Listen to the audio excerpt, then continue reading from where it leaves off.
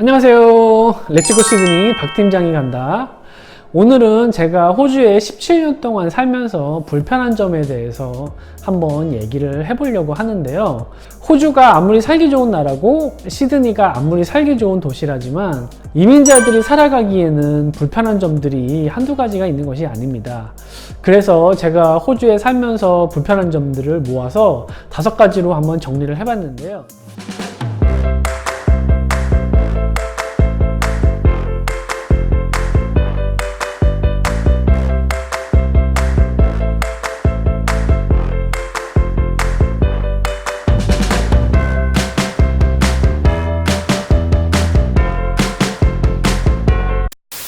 그 중에서 5위로는 대중교통수단이 불편한 점을 꼽았습니다.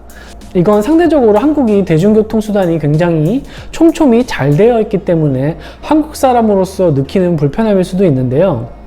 호주에서는 버스도 자주 오는 편도 아니고 트레인 라인이 한국처럼 그렇게 촘촘하게 나와 있는 것도 아니기 때문에 차가 없으시면 조금 불편하실 거예요. 처음에 워킹 홀리데이나 여행으로 오셨을 때는 시티 근처에 사시면서 직장도 가까운 곳에 지내시면 아마 대중교통만으로도 충분하다고 느끼실 수가 있는데, 호주에 이민을 하시고 이제 본격적으로 여기 사시면서 시티가 아닌 다른 지역으로 가서 사시다 보면은 대중교통이 한국만큼은 한국에 비할 바도 못하게 불편하다는 걸 아실 수 있으실 거예요.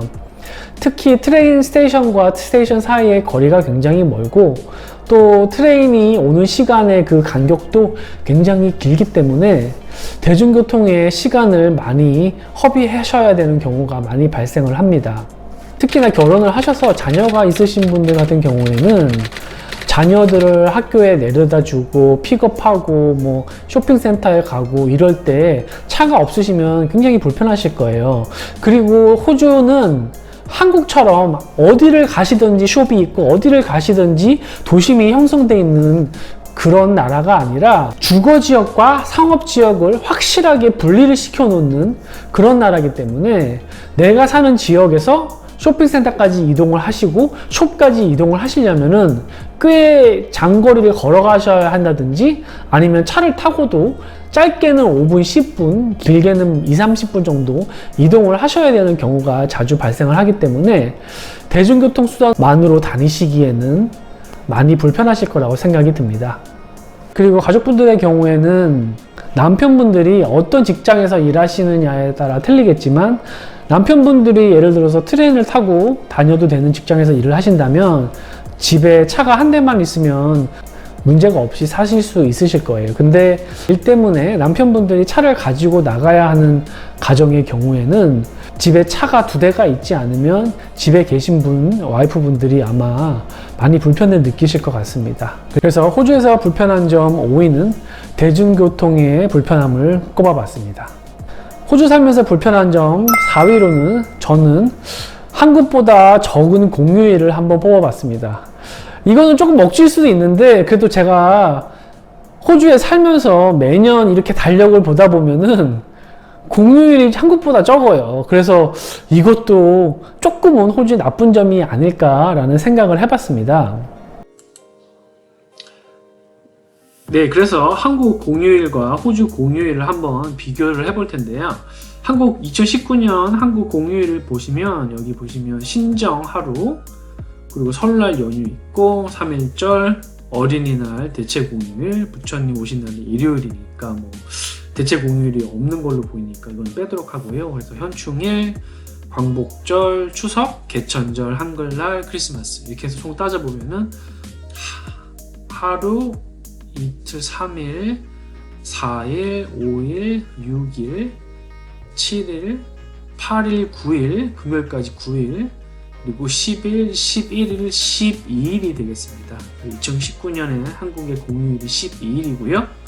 그리고 호주로 넘어가서 보시면 호주는 2019년 여기 보시면 이제 뉴 이어스 데이 이제 신정이 되겠죠. 그리고 오스트레일리아 데이가 있고요.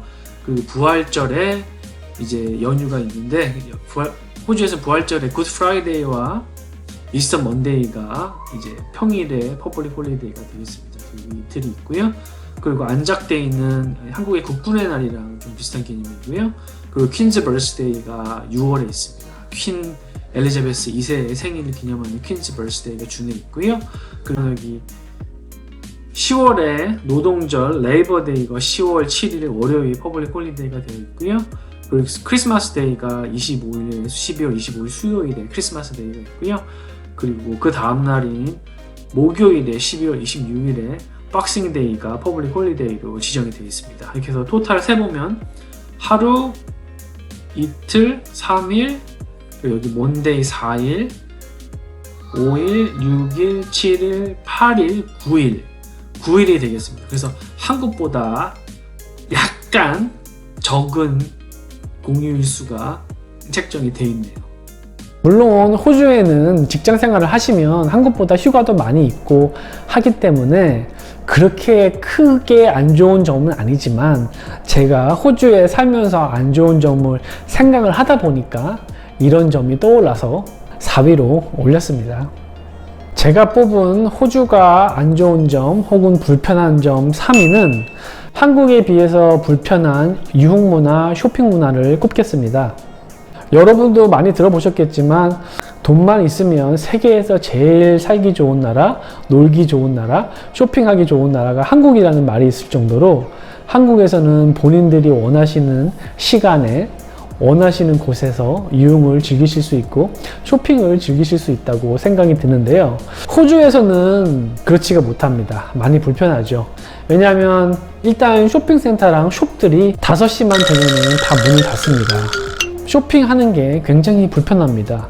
저 같은 경우에는 아침에 일을 하러 가서 퇴근을 하고 집에 오면은 뭐 6시, 6시 반 정도가 되기 때문에 뭘 할 수 있는 게 전혀 없죠.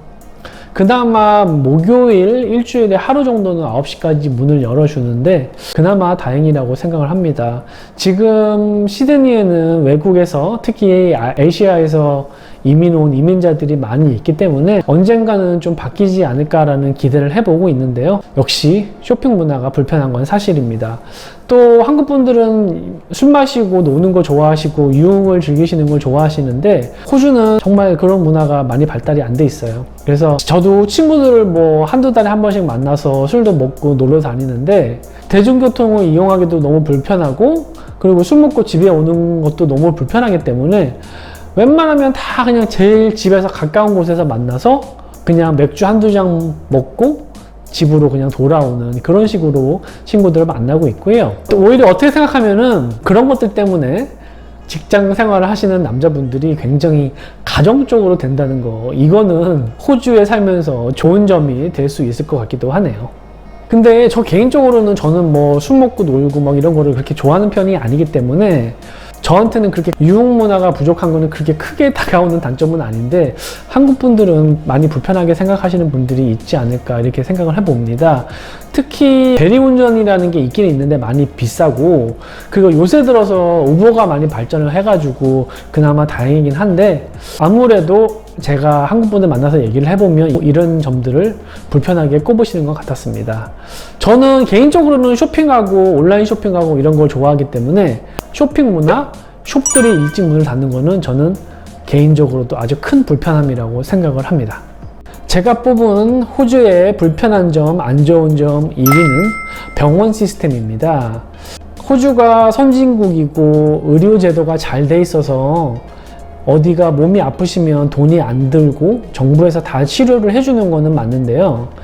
대신에 거기에 동반된 불편한 점도 굉장히 큰 것이 사실입니다. 특히나 몸이 안 좋으셔서 병원을 자주 가셔야 되는 분들한테는 호주의 의료 시스템이 정말 안 좋고 불편하게 다가오실 수가 있습니다. 호주에서는 어디 아픈 데가 있으시면은 GP라고 하는 가정의를 먼저 만나보셔야 돼요. 그래서 그 가정의와 먼저 상담을 하셔서 그 다음에 스페셜리스트를 볼 것인지 아니면은 가정의가 처방해 주는 대로 약을 받아서 치료를 하실지 결정을 하시게 되는 겁니다. 이런 시스템 때문에 한국에서는 병원에만 가시기만 하면은 언제든지 만나실 수 있는 의사분들 있죠. 닥터들, 전문의라고 하는 그런 의사분들을 호주에서는 만나 뵙기가 정말 힘들어요. 저 같은 경우에는 호주에 17년 동안 살면서 전문의를 만난 적이 딱 2번 있었는데요. 몇 년 전에 손가락 인대가 끊어져 가지고 응급실을 갔을 때 그때 5분 동안 만난 적이 첫 번째고요. 그리고 그 끊어진 인대를 치료를 하면서 3개월 동안 치료를 받았는데 그 3개월 동안에 5분인가 10분 정도 전문의를 만난 것이 2번째였습니다. 그렇기 때문에 전문의, 스페셜리스트를 만나는 것이 정말 쉽지가 않습니다.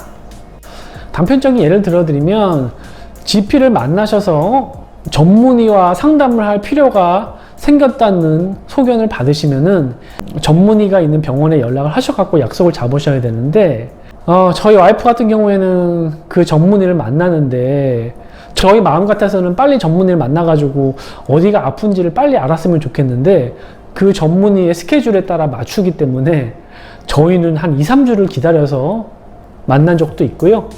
뭐 한 2, 3개월을 기다려서 만난 적도 있어요. 다행히 큰일이 아니었기 때문에 다행이었지만 제 생각에는 정말 의사 한번 만나는 게 쉽지 않습니다. 정말 급하셔서 의사를 만나야겠다고 생각이 드시면 병원 응급실로 찾아가셔야 됩니다. 병원 응급실로 찾아가시더라도 먼저 창구에 가서 등록을 하시고 난 다음에 기다리고 앉아 계시면은 널스가 간호사분께서 부르실 거예요. 그러면 그분한테 가서 어디가 얼마나 아픈지를 설명을 하시면 그 간호사분께서 의사를 만나야 될지 만나지 말아야 될지를 결정을 하시고요. 그리고 의사를 만나게 될 경우에는 응급실 안쪽으로 들어가셔서 또 몇 시간을 기다리면은 전문의 분이 나오셔서 만날 수 있게 되는 시스템입니다. 그리고 또 하나의 문제점들이 이 GP라고 하는 제너럴 프랙티셔너라고 하시는 의사분들이 전문의가 아니라 그냥 가정이기 때문에 일정 분야에 있어서는 그렇게 큰 지식이 없으실 수도 있어요. 그렇기 때문에 대부분의 경우에 가정의를 방문을 하셔도 제가 우리 와이프에게 조언을 해줄 수 있는 정도의 똑같은 조언만 받고 그냥 진료실에서 나오셔야 되는 경우도 허다합니다. 그렇기 때문에 가정의에 대해서 안 좋은 얘기들도 많이 있고 어디가 좋다더라, 이 GP가 좋으면 한국 분들은 다 거기로 몰려가고 이런 사태들도 많이 있죠. 그래서 저는 호주에 살면서 불편한 점, 호주가 안 좋은 점 2위로 병원 시스템의 불편한 점을 꼽았습니다.